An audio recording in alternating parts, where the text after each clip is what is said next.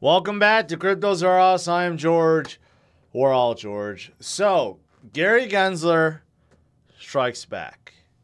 The SEC is going to appeal court's decision of XRP and several things within the Ripple case. So, let's, of course, talk about it. What are they angry about? What is Gary trying to prove? And also, several other things have come out today, so let's talk about it. And let's talk about Bitcoin as well.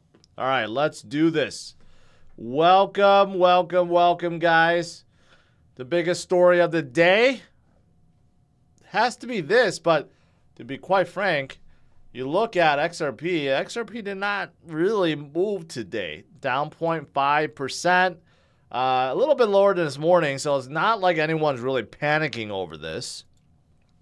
So this has been rumored for a few weeks now.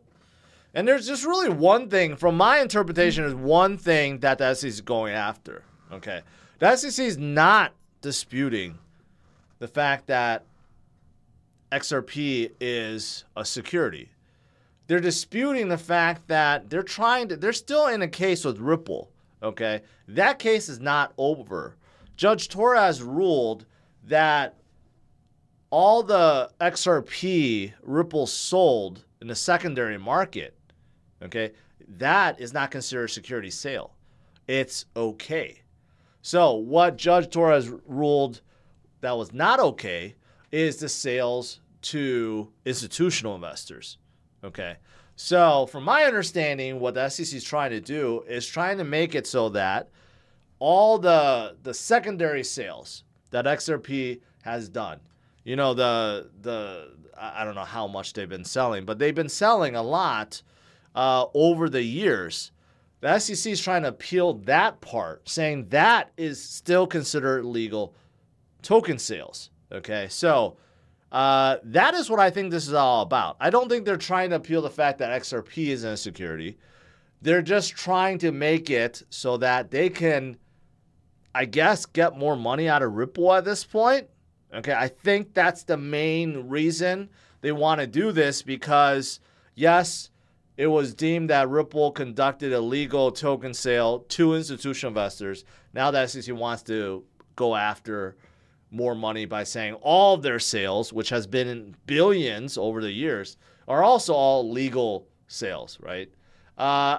So, yeah, that's what it's about. And, of course, this comes right before the jury trial between Ripple and SEC, okay? And this is all relating to what I just said, because Ripple violated, I guess, security laws by selling to institutional investors, right? So there's that still pending, and I guess the SEC wants to tack on that, right? And that's still coming, or they go settle, you know, that's still up in the air. But, yeah, that is what this latest thing is about. So that's probably the reason why not a whole lot of people are panic selling XRP at this point, but Ripple is not out of the woods yet. Okay, the SEC did not drop this case yet. Now, in case you're wondering, this has happened before. Keep in mind that SEC, when they have a lawsuit, it's a civil lawsuit. Okay, so that means normally you either give a fine, or you have to like give money back, right? But it's not like it's not going to be like, you know, throwing Brad Garlinghouse in jail. Okay, it's not those kind of, you know, laws. I should say not those kind of lawsuits, right? It's not like they're indicted for fraud or anything like that. No, it's more like whether or not they had a legal sale, you know, something like that. Now, this has happened before. Okay, a project, EOS, it still exists. They also were fined for the very thing. Okay, so EOS, for those of you guys that remember, had an ICO, a year-long ICO where they raised billions of dollars. I remember they raised about $4 billion, and they were sued by the SEC. And after a couple years, they settled. So after raising several $billion of funding, they only paid $24 million in a civil penalty. nothing. It was a slap in the wrist, right? But for whatever reason, they settled. This never really became, the details of it never really came out. They just settled and that was it. And EOS continues to operate. Block.one is no longer part of EOS, but they kept that $4 billion. They still hold enormous amount of crypto from that raise, right? So in this case, nothing happened, but this was pre-Gary Gensler. But there are some cases where projects had to return all their money. Telegram, they were doing their own token called Ton token, right? And after being sued, they had to return $1.2 billion and pay $18.5 million fine, right? What's funny about this is after they shut the project down, they didn't really shut it down. They made it open source and another group took it. So now we do still have Ton token. So you actually see Ton token. It's just that it's not run and owned by the Telegram group, although they are still very, very involved with this. So they kind of like circumvented the whole thing, which is kind of weird. And Ton token is actually quite high, sitting at number 18, a token that no one talks about, but somehow it's worth $4.4 billion. That's the funny thing, right?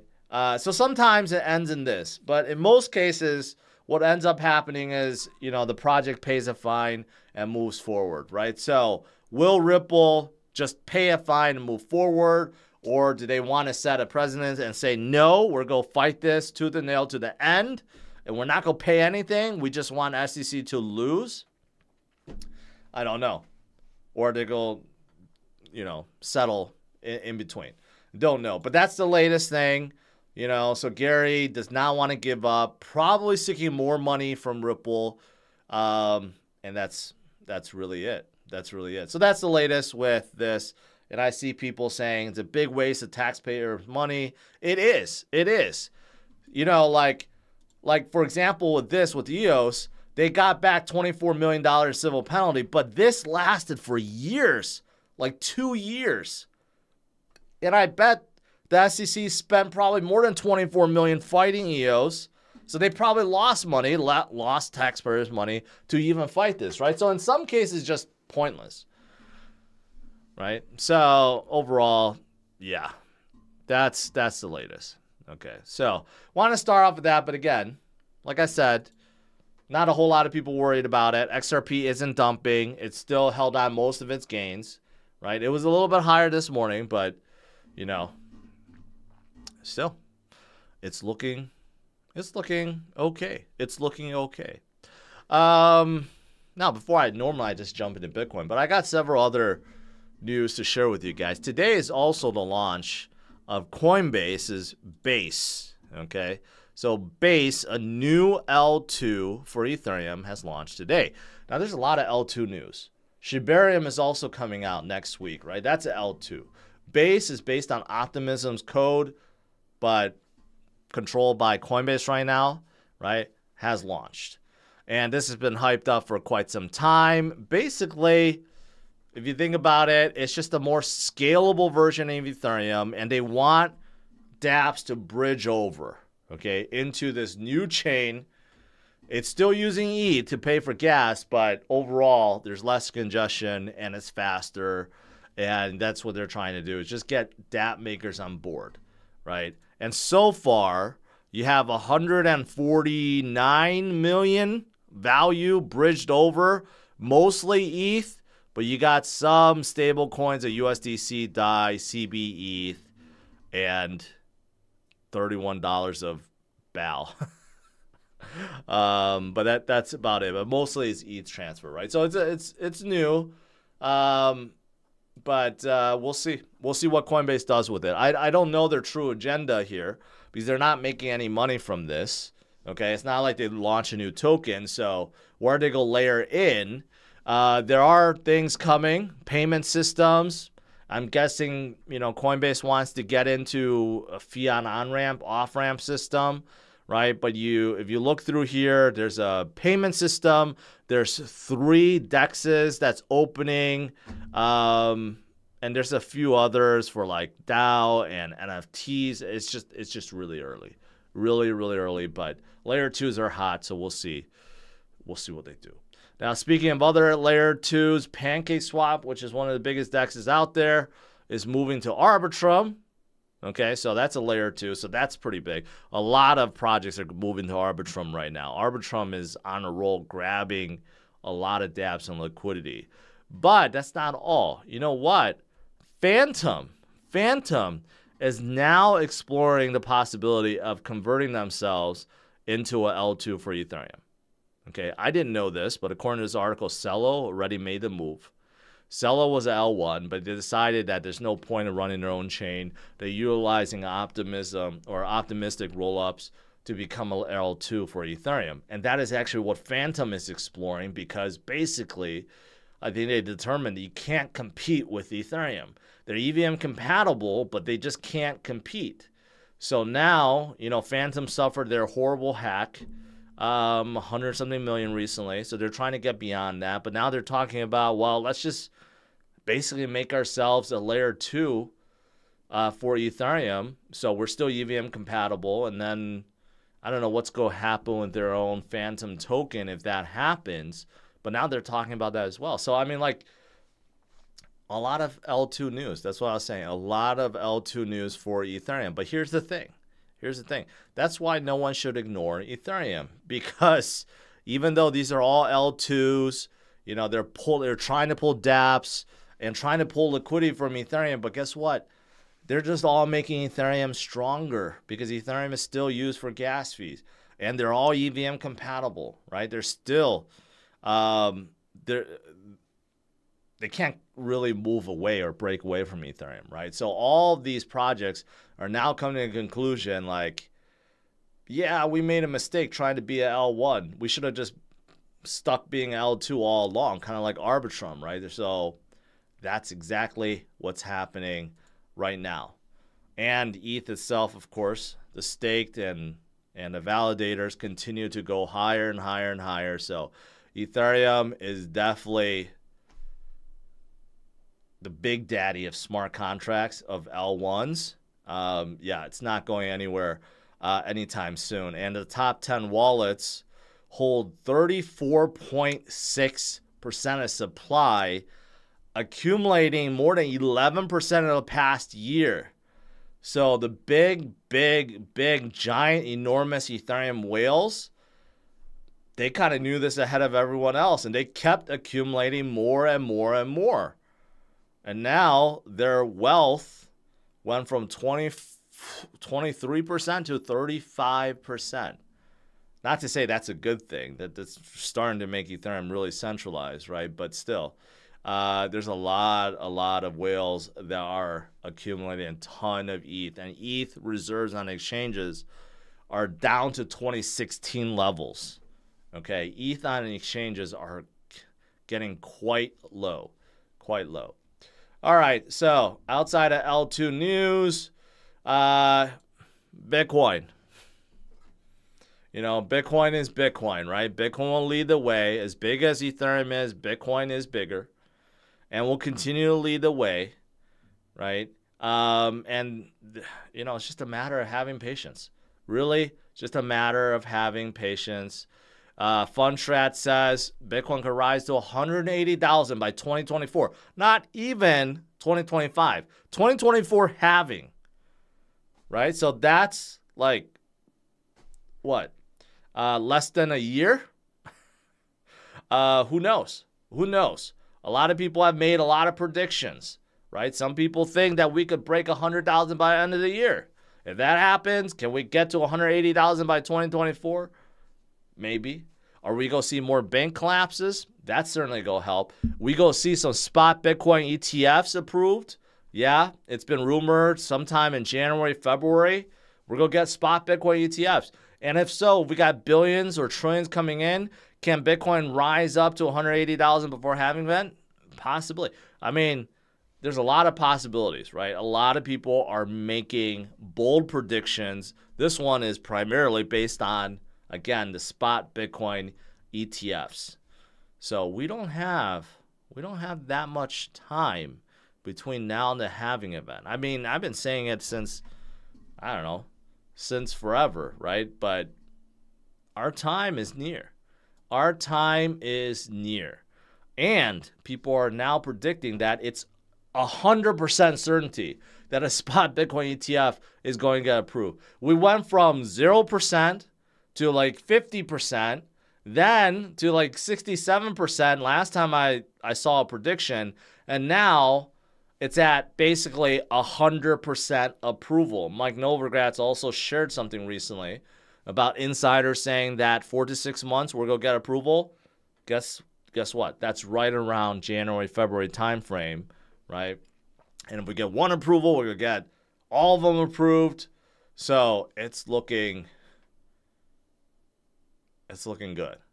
It's looking good. And if you're doubting yourself, you're doubting the movement, you're doubting everything because it's so stagnant, well, just keep in mind, this has happened before. We have gone through periods like this before. And when things start moving, they really start moving. And we're right there. We're right there. I've shown so many things. Growing fundamentals, technical showing a really, really deep squeeze right now because of low volatility. It's just a matter of time we break out and continue forward, right? So that's really it. $180,000 by April of 2024. I'm looking forward to that. All right. That's pretty much it. Today is Wednesday, I think. That means it's DCA day. I haven't done DCA for quite some time because of Vegas, and I was there for a couple weeks. So I brought this up. So for this past week, only 1% gain. So at least in the green, 1 week. 1 month up about 2%. 3 months up about 11%, 6 months up about 25%. But overall, still down because I've been doing this since 2021. 2022, 2021. It's been over 2 years. But keep in mind, I've been doing this since 69,000. So I'm doing this to prove a point, DCA over time, right? We're going to see greens soon. A lot of people have already seen their portfolio turn green, right? But, this portfolio is very heavy into alt. So not quite there yet, but we will. We will get there. For this week, I don't know. I say that every week. I don't know. I think L2s and Ethereum-based projects are going to do very well. I just covered about Pancakeswap going to Arbitrum, right? That's pretty good. Fantom moving to like a L2 system. And then you got my favorite Polygon that's in there.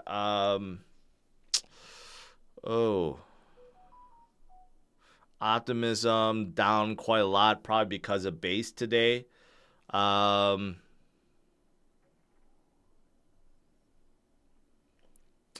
did I do last week? Or 2 weeks ago. I think I added XRP 2 weeks ago. Solana has been doing well. I haven't DCA'd into Solana in a while. But I think I need to beef up a little more into Arbitrum. And Cardano. I haven't added to Cardano for a little bit. Yeah, so I'm gonna do Arbitrum and Cardano. All right, so let's do that. Let's bring on my calculator here. So $50 into Arbitrum, which would be 1.1845. So that's about 42.2. And then Cardano, a lot of things happening in Cardano, I hear. So I don't want that pair. $50 divided by 0.3, about 166.66. All right. So this week, Arbitrum and Cardano, even though Cardano is not EVM compatible, still. Charles will be at that conference this month, Rare Evo in Colorado. So I'm debating if I should go there. VeChain is also going to be there. I would love to meet both Charles and Sonny for the first time. I might go there. I don't know. I'm still deciding. Could be a good family trip too. All right, that's it. Let's do some Q&A.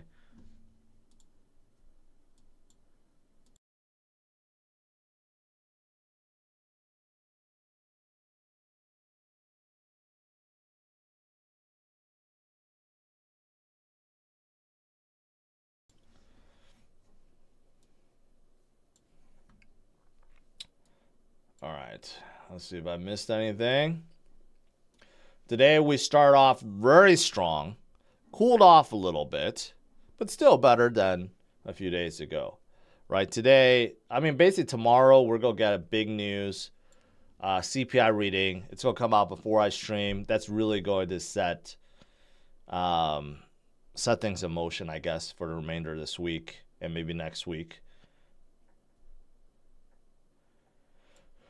Well, I attend the BTC conference in Amsterdam. You know what? I've been traveling. Traveling quite a lot this year. I don't know if I'm going to go. I mean, there's just so much. There's the Colorado thing, and then there's Austin thing, permissionless, that I might attend. Then I'm going to be in Cypherpunk, okay, which is in Fort Lauderdale. By the way, Cypherpunk is not that far away, so I'm working with Scott and Flux. I'm going to try to get some discounted tickets for you guys, right? It isn't going to be a conference. It's a conference / network party. You're going to have plenty of opportunity to meet insiders, meet others, meet myself and projects, right? But we're also going to have projects doing speeches. There's going to be panels. And, of course, there's going to be food and drinks, and it's going to be a smaller type, more intimate type of conference, right? So there is a ticket price, but I'm trying to get deep discounted prices for you guys. And it's in Fort Lauderdale. A lot of you guys are in Florida, so hopefully you can check it out. Oops, I was on the wrong one. This one right here. So yeah, I'll be announcing that. I'll be getting that ready probably by tomorrow because there's not that much time. And for those of you guys that are not in Florida, I know there's, some scheduling and travel arrangements that needs to be made. But just to let you guys know, there's a lot of conferences. This is going to be the next one that I'll be co-hosting. And then afterwards, then it's going to be WAG. WAG 2024.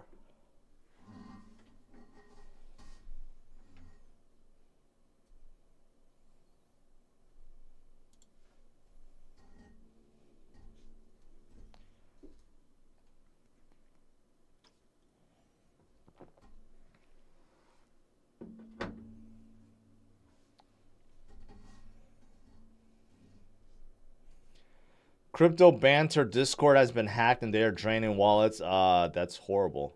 That's horrible. Well, hopefully you guys, got the warning. Do not fall for it. What's the latest on crypto? Next crypto gem. It was reported. There was a big CoinDesk article today. But it's going to launch next month. So I'm going to try to plan on something, having a panel at this event for the contestants. So that'll be pretty cool. But the show will come out like the first week, the end of first week or beginning of second week of September. And there will be a lot of places where you can watch it.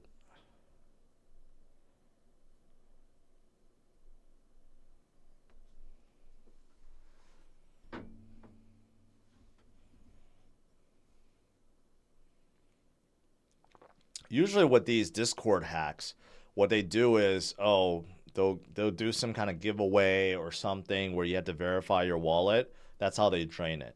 And people don't pay attention to what the script is doing, I guess, or what the website is doing. So be careful. Be careful.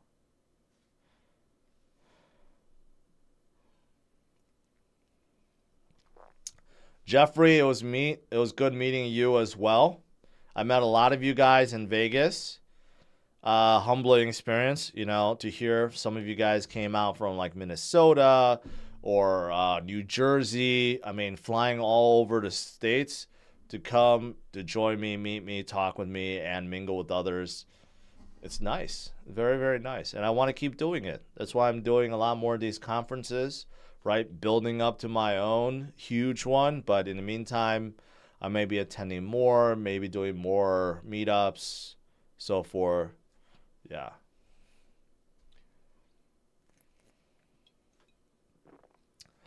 Do I follow Gem Hunter's channel? No, unfortunately, I do not.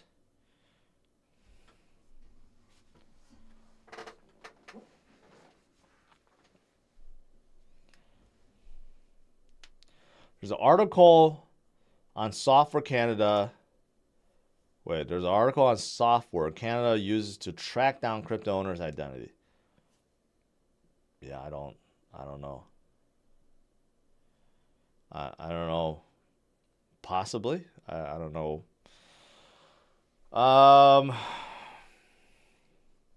Some random contracts sent me coins I didn't request. Should I just leave them there? Yeah, you probably don't want to move them.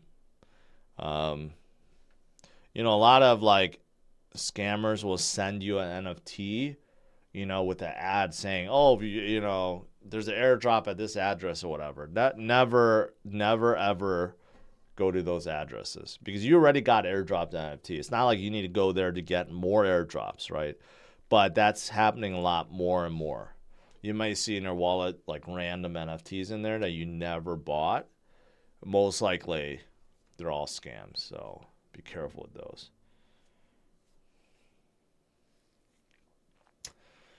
Would you say you're famous yet? Maybe very on a 1 to 10 scale, maybe at like a 1 scale. Some people recognize me, just randomly. I would say one out of 1,000 people probably recognize me if I had to guess.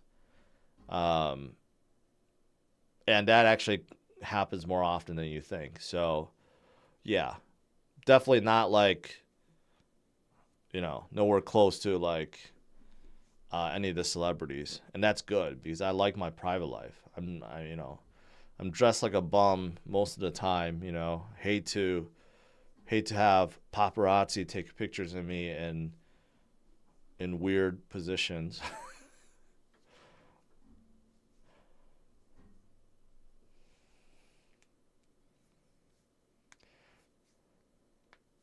Why can't I turn off my chat on my smart TV? I have no idea. Someone sent me a random NFT song. The one who cares. Keep spreading good quality info. The impact you have is very positive and helps. I appreciate that. I do. I like hearing stuff like that because you know what? Sometimes you read through the comments, all negative, from people that just don't understand or don't care or like to troll, right? It gets very discouraging at times, especially when things aren't moving, right? When it gets boring or it gets weak, all the naysayers, all the trolls come out. But you know what? I pressed through it with you guys. I know we're going to get through it. Better days are coming. That's what I'm here to do. Was I in Vegas this past weekend? Last week. Yeah, came back last week. But I wasn't in... was it past week? Yeah, but it wasn't a weekend. Like, during midweek, I was still there.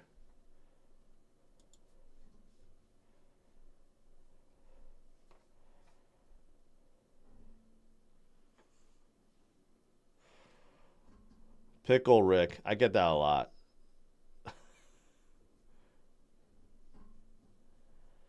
DBST. I'm glad to hear that. I'm glad to hear that. And I wish the best for Ben as well.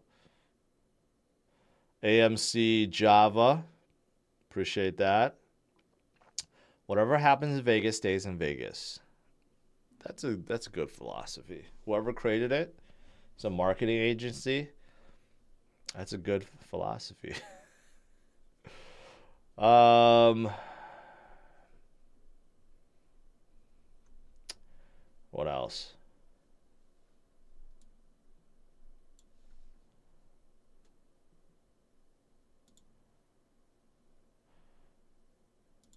Let's leave that.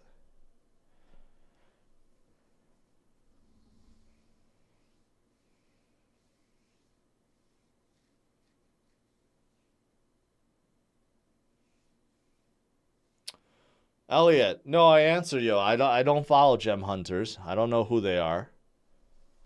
Army, Piper, and the folks.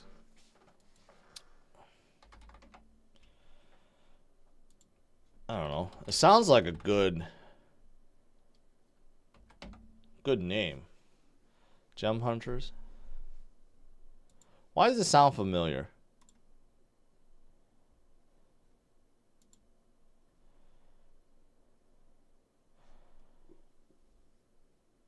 Why does it sound so familiar? I think maybe one of these guys reached out before. I mean, I know I've come to this channel before. Maybe Ron has reached out before. But this guy actually looks like one of the people on TV. I don't know his name. It looks very familiar. Anyways, I'm not too familiar with them, Elliot. But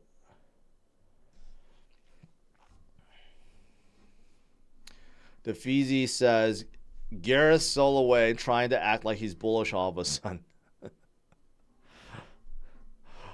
Well, I can't comment on that because I don't watch his, I don't watch his channel or any of his interviews. But I've heard he's one of the biggest crypto bears.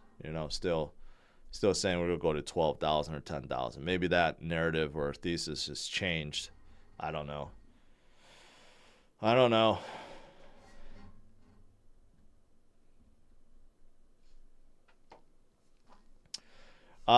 Evan, much love from Houston. I like Houston. I really do like Houston. It's a nice city. The funny thing about Houston is it's the 4th largest city in the U.S., but it certainly does not feel like it. It's a huge drop off from 3rd, which is Chicago, to Houston. Houston feels like a small city, but it's a nice city.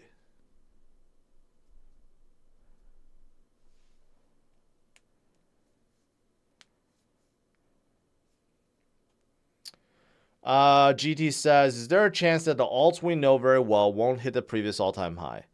There's always a chance, but it depends on which one, right? So some of the micro caps and small caps that has fallen off a cliff and they're still 99.9% down, yeah, there's probably a chance they won't come up. But like if you ask me, will XRP hit its previous high, or Cardano or Solana or Polygon or anything really in the top 100, like Axie or Mutable X or Multiverse X or Decentraland or ApeCoin, any of these, will they hit their previous highs? Yes. I would say a very, very high probability that they will, right? But some of the ones that maybe on page 2, 3, 5, 10, maybe they won't because they lost the followers and they stopped building, they stopped caring, right? Maybe they were hacked or rug pulled or whatever. Yeah. But, there's a lot of great projects that have not given up. And as long as they don't give up, they continue building, they continue to communicate with, with their community, they will definitely get back and break through their previous highs.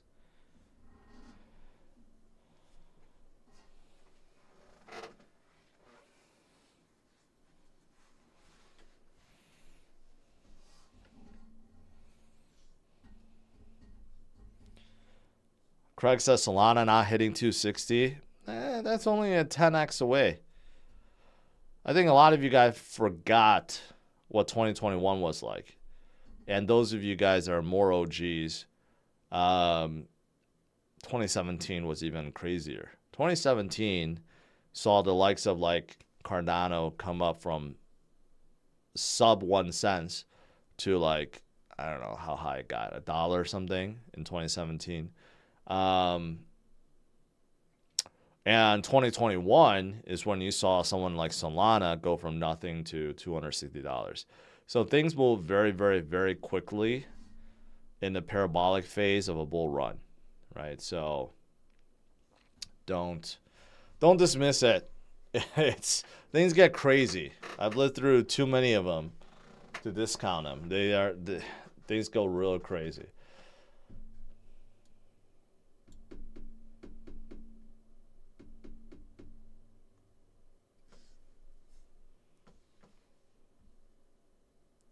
It depends on if the project gives up. There are some projects that have given up. I mean, basically, there's no updates, no progress, right? Those projects probably will not come back. But for a majority of the good projects, especially in the top 100, they continue to build and they're not giving up by any means, right? And, you know, some of these, I don't know what Ape NFT is. I don't know what that is. Some may go up, but may have jumped to top 100. But a lot of these, they continue to build.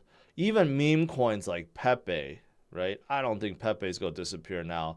As that critical mass, it reached that critical mass, so it's not going to go away either, right?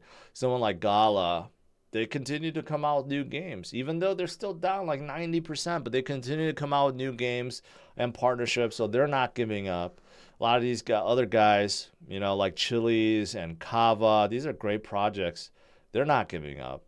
Even someone like, you know, Neo, which I have not paid attention to for many years, they're still sitting in the top 100. Doesn't seem like they gave up, or the community. ApeCoin, with all the NFTs getting destroyed, right? Yuga Labs is still hanging there, still strong. You know, so these projects, as long as they have not given up, they continue to build and they continue to move forward, they will, I believe, come back.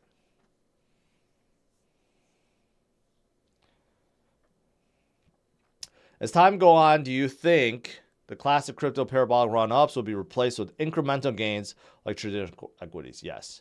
You know what it is, you know, in crypto, we don't have like a PE ratio, right? We don't have profits and earnings to go off of, at least not yet. In the future, these projects will be making money, and then they'll probably be reporting it, kind of like what Ripple does, right? But right now, it's all about growth.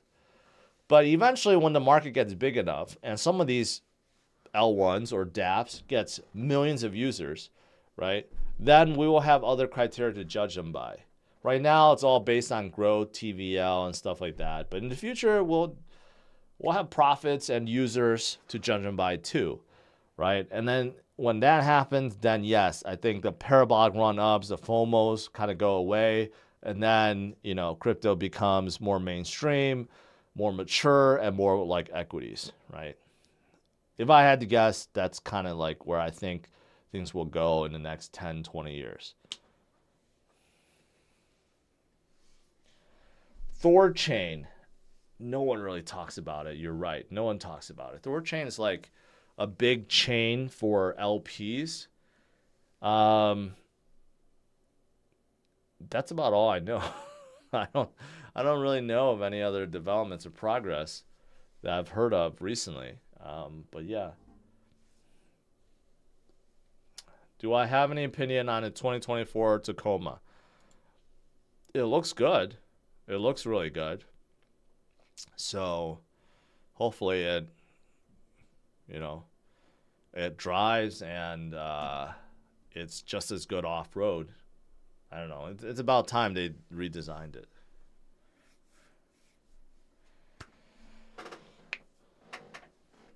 I have driven a new Sequoia. Unfortunately, the new Sequoia is not as good as it looks.